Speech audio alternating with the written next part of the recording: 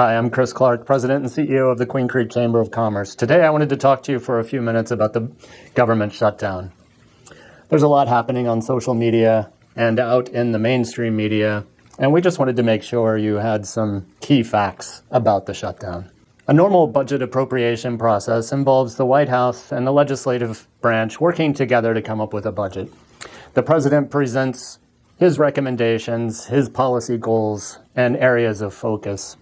Congress then goes into deliberations with their committees and comes up with the final budget and appropriation bills. It's a series of 12 bills that must be signed by the president into law. Unfortunately, that process hasn't worked since the late 1990s when Bill Clinton was in office. Ever since the last 25 to 30 years, we've been working under a series of continuing resolutions. These are short-term Band-Aid fixes that Congress passes that sometimes include new spending or reduced spending or just keeping everything the same. These are known as continuing resolutions. The one that's currently being proposed is known as a clean resolution, which means there's no changes of any kind to the existing budget.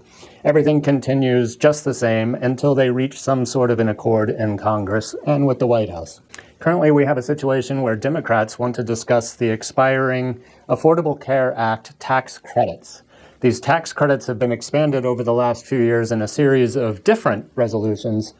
Republicans, on the other hand, wanted to just pass a clean, continuing resolution to keep the government funded and discuss the ACA tax credits and other policies at a later time. Hence, we've reached the end of the last continuing resolution. There is no more authority to spend money, and the government shuts down. Currently, you have about 900,000 federal workers on furlough and another 2 million that are working without pay, based on some estimates. Ultimately, it may seem like we don't work for the government or we're far away from Washington, D.C. These things don't affect us.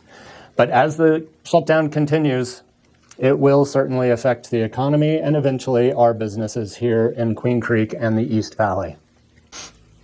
You may see that the White House is controlled by Republicans, the Senate is Republican, and the House is also Republican, and therefore it's a Republican problem.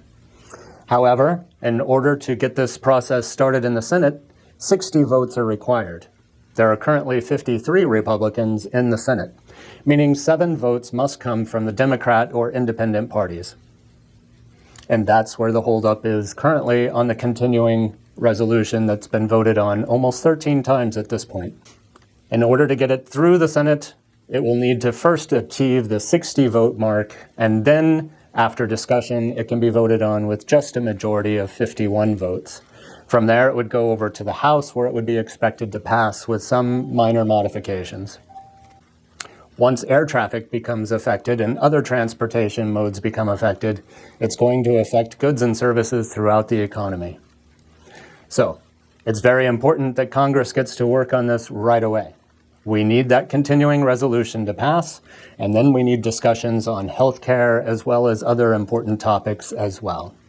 But first things first is the 60 votes needed to pass through the Senate to get this moving.